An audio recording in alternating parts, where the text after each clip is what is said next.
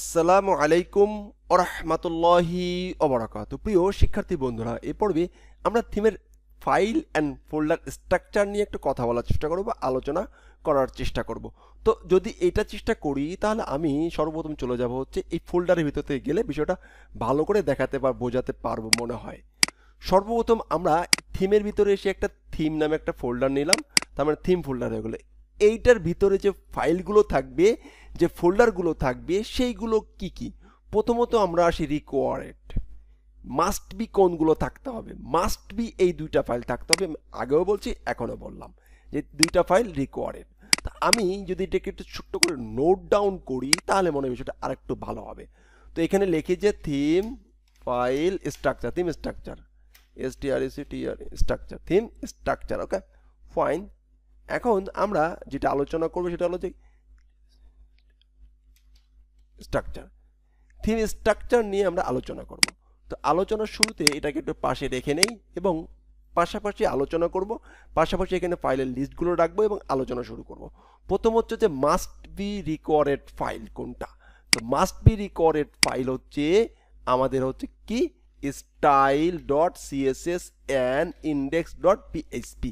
Must কি, must এই দুইটা নিতে হবে। এবার অপশনাল ফাইল কোনটা, যেটা না নিলেও নয় বাট আসলে লাগবে, আসলে লাগবে পরিপূর্ণ একটা থিম হতে হলে।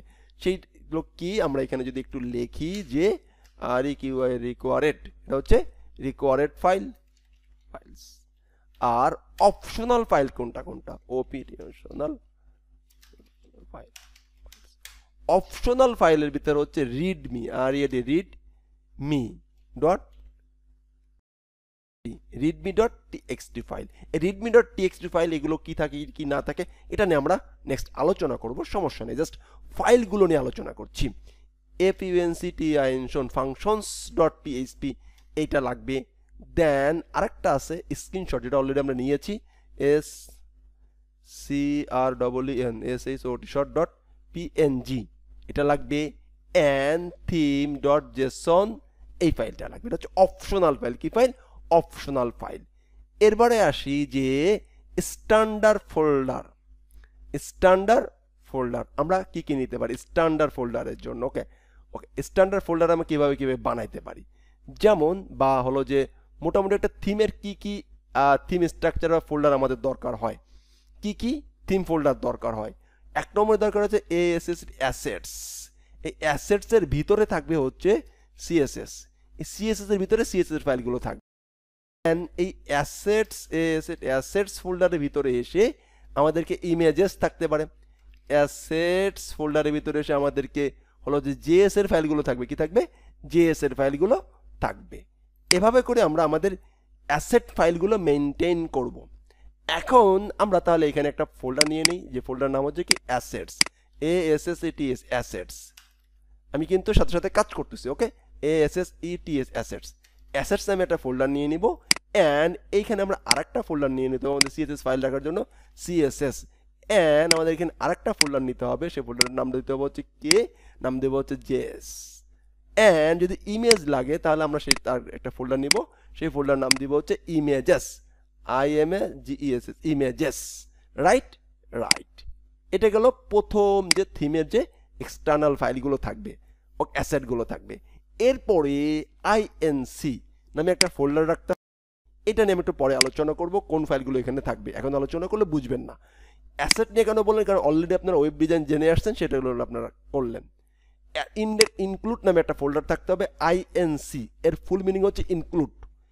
এরপরে পার্ট নামে একটা ফোল্ডার থাকতে হবে, PART পার্টস।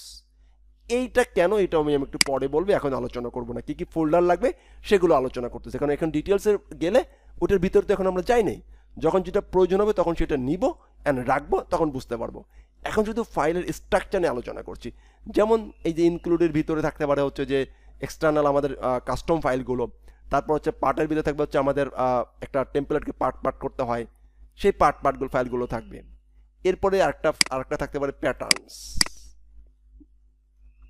কি থাকতে পারে? প্যাটার্নস। ওকে, তো সেই প্যাটার্নসগুলো আমাদের এখানে কাজ করতে হবে, PATTERN প্যাটার্নস।